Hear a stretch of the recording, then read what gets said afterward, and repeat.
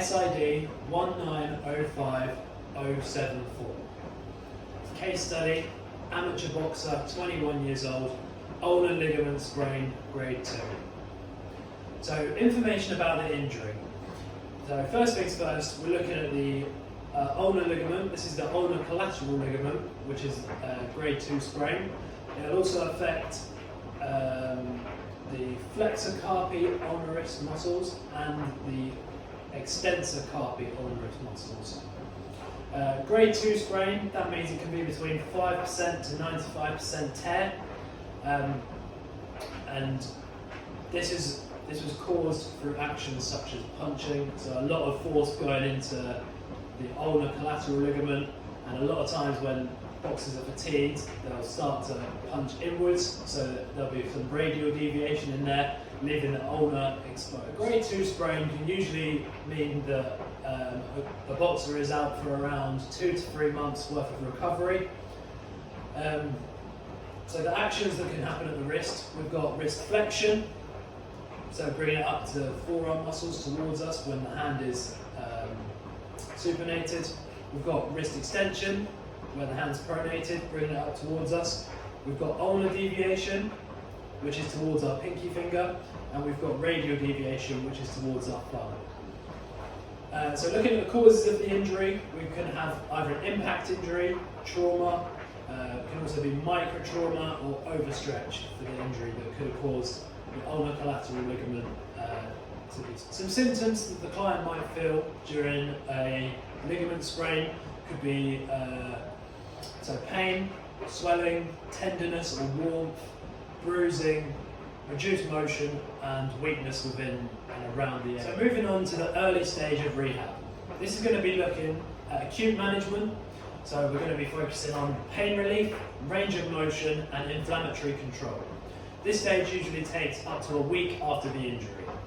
So first thing we're going to look to do after the injury's happened is we're going to try and immobilise the wrist, stop any movement happening to begin with, just to prevent any further damage. This can be done by either using some strapping, it can be done by using a cast, or even a wrist support.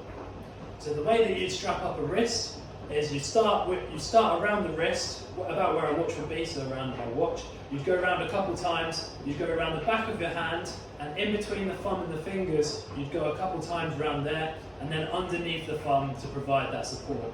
You also want to make sure you cover the ulnar collateral ligament. This is just so it will reduce the movement, so you want to make sure you wrap it around there nice and tight, and make sure no skin is showing between it. So everything between the knuckles and the wrist should all be covered and nicely. Now that the wrist is immobilised, we can look at the police protocol.